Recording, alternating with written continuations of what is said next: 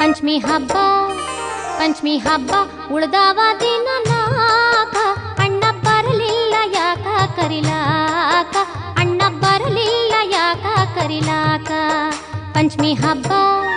ಪಂಚಮಿ ಹಬ್ಬ ಉಳ್ದಾವ ದಿನ ನಾಕ ಅಣ್ಣ ಬರಲಿಲ್ಲ